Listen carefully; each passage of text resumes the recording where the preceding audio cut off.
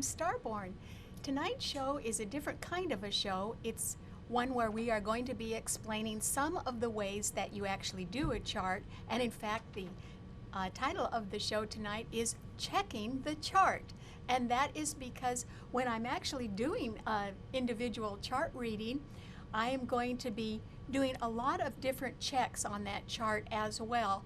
And that is because there are a variety of things that also reveal the same information. The reason why I do the checks is so that I'm sure I have exactly the right birth date, time, and place, and all the planets that are correct. And I want to make sure I've got that before I start a reading. So one of the ways that I check a chart is through the palm. And that is because every area of the palm represents a sun sign. And so the different planets where they're placed in your chart can represent different strengths in your hand as well. So that's a good check. And in fact, in the palm, there are three main lines. The lifeline, which starts here in as far as time goes, this is birth, and as you come over here, this is death. And the headline, which begins on this side and goes across the hand like that, so there would be birth here and then older age that way. And then the third major line is the heart line, and birth starts over here on this side and it heads up or across your hand this way. And so that gives an idea of time. Also, the headline, wherever it is in your chart, represents the age of 35, and the heart line represents the age of 50 if you're looking at time moving that way. Each finger is ruled by a different planet, and the different areas of the hand represent different signs. For instance, if you were going to take your thumb and your little finger and you were putting them both together, what I would be checking is to see how many wrinkles you have in this part of your hand. Why? Because this would tell me how strong the sign of Scorpio is in your hand, since this is the area of the hand that is ruled by Scorpio.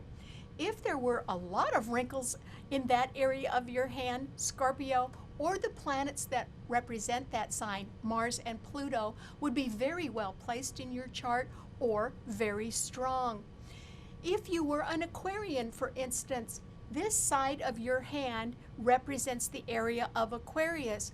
So if you put your elbow down and you move your hand to the right, what I would be looking for is to see if there's any wrinkles in that part of your hand and where those lines lead, how far they lead into your hand. That would tell me how strong either Uranus, the ruler of Aquarius, or the sign itself, Aquarius, how strong that is in your hand as well. So that's a good check against the chart, the strength that is in the hand. Some people ask, how many times will I be married, or how many children will I have? And that can actually be seen in one very small area of your hand, and that is where the bottom part of the heart line is, and then where the little finger bends. So in this very small area right here are all of your serious relationships, generally marriages, and also your children or stepchildren. So it does take a rather fine eye to be looking at that, but that is pretty interesting as well. So the palm reinforces the strength that can be seen in a chart. And so that's one good check. Another great check is the handwriting itself. And that is why I always ask a person to send me a handwritten letter, because there are different things that show up in the handwriting that are indication of the strengths in the chart as well. And so, for instance, if you were looking at a piece of paper, and for instance, let me just say this side of the page has a little margin on it. The size of the margin on the left-hand side of a page when you're writing indicates the amount of space that you give a person when you first meet them. So it's how you approach a new relationship. The amount of space on the other side of the page is how you react to someone after you've gotten to know them. And if you are leaving a lot of room on the left-hand side of the page, it simply means that you're a person that likes to give a new person the benefit of the doubt, and that you are rather optimistic, and that you tend to believe what people tell you at first. So you're rather open to them because there could be a lot of space on that left-hand margin.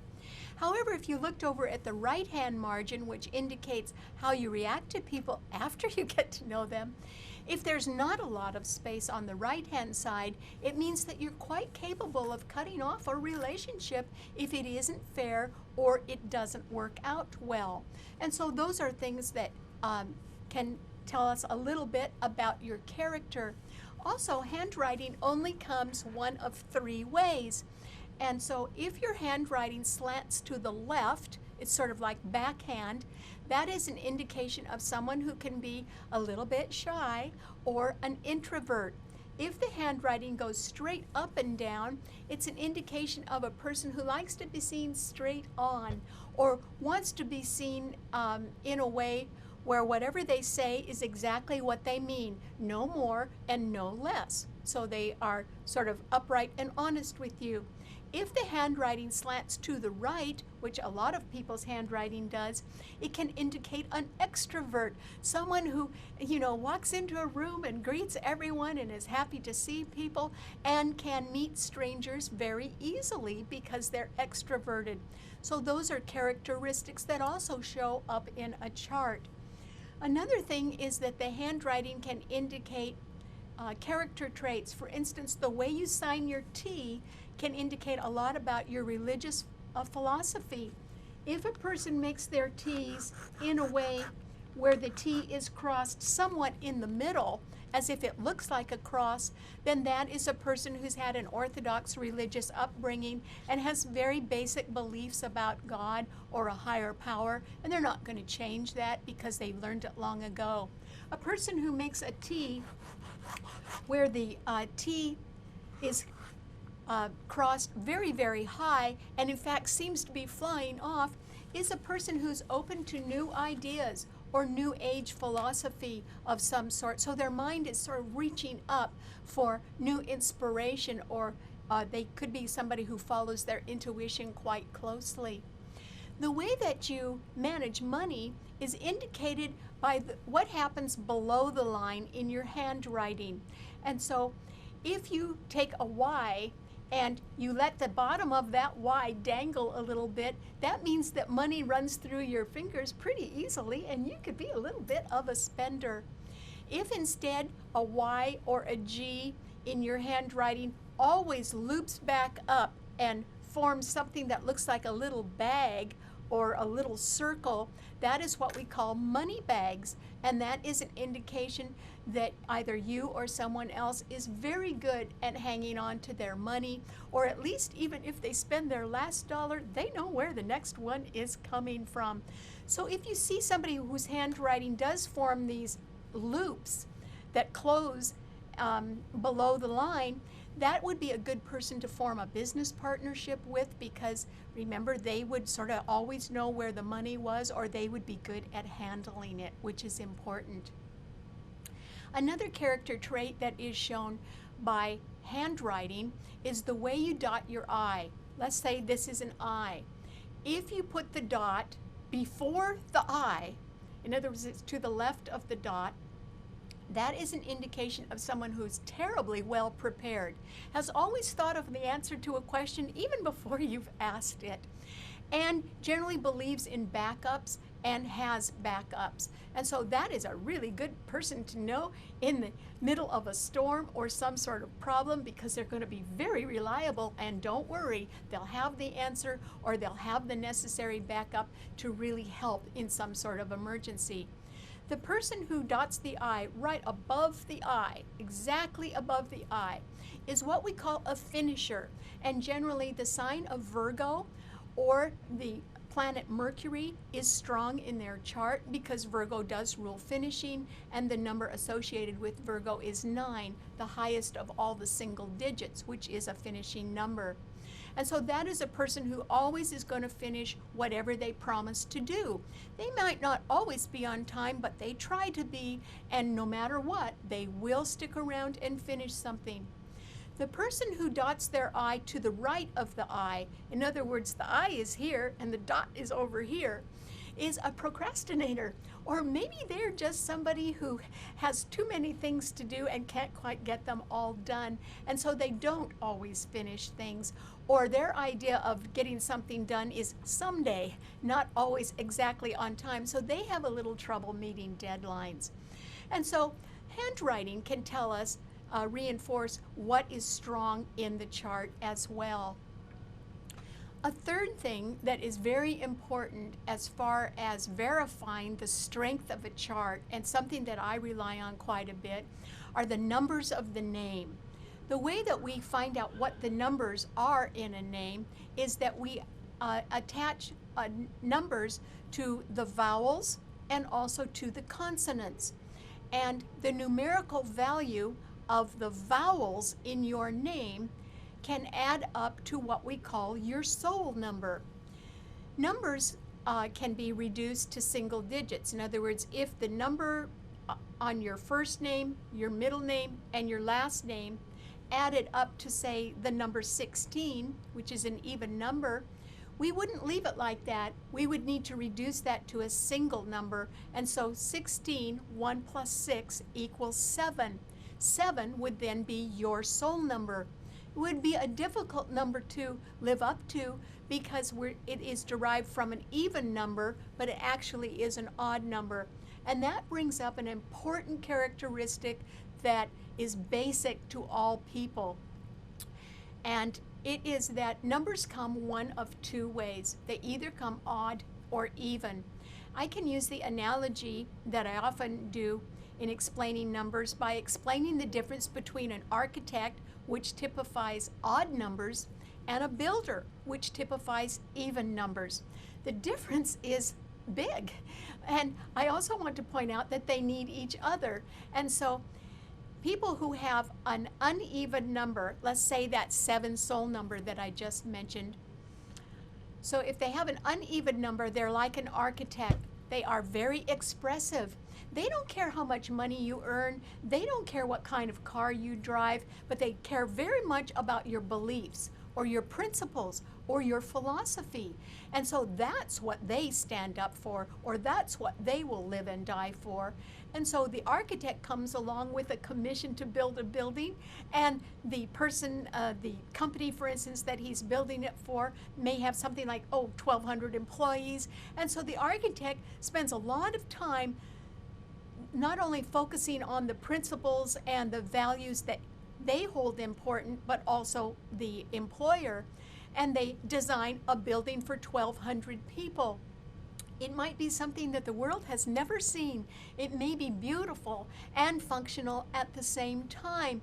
And so all of that is put down on paper, and then that's as far as the architect goes. He doesn't want to get his hands dirty. He cares about what that building represents, the belief and the philosophy behind it. And so he's living up to his principles of design and usage when he put the building on paper. However, it's never going to get built unless the builder comes along. The builder represents even numbers. Even numbers are material numbers. And so people who have an even number as one of their 3 large numbers, the soul number, the outer number, or the destiny number, are people who do care how much money you make. They do care what kind of car you drive or where you live, because their idea is that whatever they do, they should see some material results for it. And so they're very practical and they're very materially oriented. So the builder meets that architect who doesn't want to get his hands dirty, and the builder says, I could never have thought of that building. I've never seen anything like that, but I don't mind going out in the mud and getting dirty and building it for you. So he didn't have the creativity that the architect has, but he has the know-how to make that building a reality. And so that's what he does. He builds something and he sees the results for his efforts, and he wants to get paid well for that. And so he does. And so he's going at something that has got a tangible look to it, or a tangible feel and tangible results. The architect is going for the idea behind it, or the principle behind it. And so the architect and the builder need each other. People with odd numbers who are going to live and die for their creativity or their expression or their principles really need others to keep the world going. And so the builder is a person who is going to make sure that ideas are fulfilled in one way or another. So these two people, or people with principles and people who are material, very much need each other. And so that's why it isn't better to have an even number or an odd number. What's really good is if you can get people who are compatible with each other and realize that they need each other. So the numbers can represent different signs or different planets. And that is very important, because when I do the numbers on a name and I'm adding up the numerical value of the vowels, and that gives me the soul number, I then am going to add up the numerical value of the consonants. The soul number is where you're really coming from. It's who you really are, and it is based on your birth name, regardless of how many other times you change your name. Those numbers at birth are pretty important. And so the outer personality number, which is the addition of the consonants of your name, represent how you look to other people. So let's just give the example of somebody who has that 16-7 soul number. So 7 is their soul number. But let's say that the consonants add up to an 8. And so that 8 is an even number. Well, in fact, 7 is the number of mystery, and it's the number that rules Pisces. 8, though, is the number of success. It's an even number. It's the number of the president or the head of an organization, and it is the number of Scorpio. When we add these two numbers, the outer personality number and the soul number, we get a number called a destiny number. And so when we add 7 and 8, we get 15. Remember, we're always going to reduce numbers, so 1 plus 5 equals 6, another even number, and that is going to be the destiny number. 6 is the number of Venus. It's the number of love. It's also the number of Libra, which stands for the sign of partnership and legal contracts. And so 6 is a number that is extremely well balanced. You either have 3 2s or you have 2 3s. They both add up to 6. And so the destiny number of 6 is an indication of somebody who must settle down and take responsibility for others and not live for their self alone. So as I'm doing the numbers in somebody's name, and I'm seeing that, well, there's a 7 there, that represents the sign of Pisces. So either Neptune or the sign of Pisces should be strong in the chart. That 8 outer number is the number of Scorpio. So either Scorpio or its rulers, Mars and Pluto, should be strong in the chart. And then that 6 number, destiny number, rules Libra, or it rules the planet Venus, and that should be strong in the chart. So those numbers are a check against the strength of the chart data that is mathematical information. But they have got to correspond, or else there's something wrong. What could go wrong? Well, a lot of things. I once had a client that gave me their birth information, and I worked on that chart and on the numbers, and I analyzed the handwriting, and they did their palms by putting them down on a Xerox machine, so I had the palms to look at too, and you know, nothing was correlating. You know, I was checking and it wasn't checking out. So I worked on that for 10 days and gave up.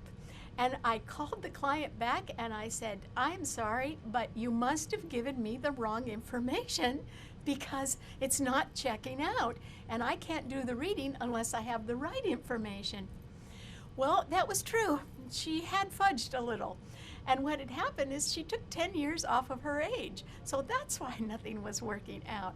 And so finally she of course gave me the correct information, and I did that check again, and everything turned out just fine. So it is important to have checks at time against the chart, because when we are looking at the whole chart, what I'm looking at is the math. But there's a real person behind all those numbers. And what I'm also looking at is the mathematical relationships. There are 10 planets in a chart, so you could just sit and look at those 10 planets, but they're all making aspects to each other. And a chart is weighted. And the thing that you're looking for is you're looking for what is heaviest or what is most dominant. So how can a chart be weighted? Well, in very simple ways. One of the ways is that you can look at how many planets are on the left-hand side of the chart, and that's the independent side of the chart where the ascendant is. And so if there are a lot of planets on the independent side, it gives you a very independent nature.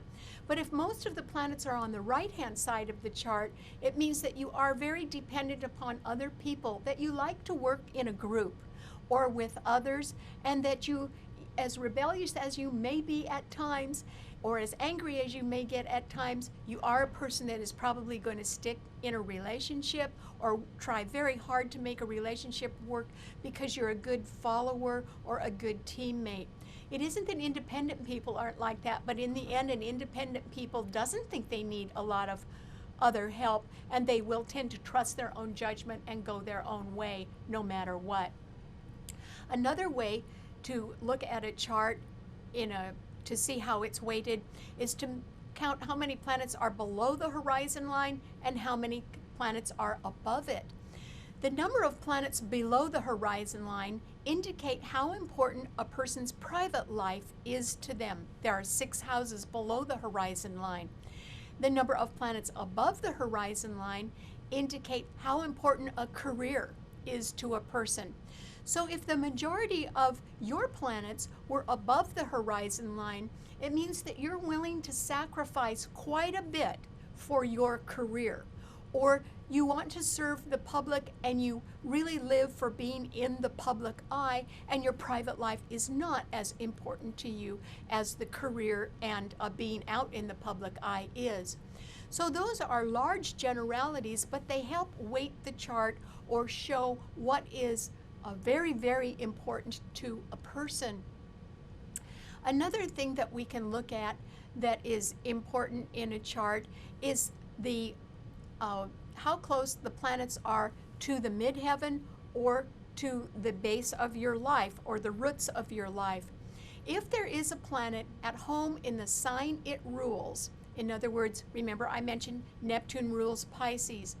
If in your chart that planet was in Pisces, it would be very strong because it's in the sign it rules. It would not be as strong if it was in the sign right ahead of it, which is Aries, because Neptune doesn't rule Aries. So any planet that is at home in the sign it rules is weighted with more force or more energy than if it was somewhere else. There are exalted planets, and exalted planets are ones that are in signs where that make them perfectly balanced for the good. So if there are exalted planets, that too can place a different weight on the chart. So all of these things are a way for you simply to check the chart, and there's a lot of different ways to do it, because the main thing is that we are all human beings, and it's sort of my job to try and be as accurate as I can. So I do want to be really, really careful with things. I thought you would enjoy the different ways that you can check the chart, and I hope you have. So thank you very much, and I'll see you next week. Bye.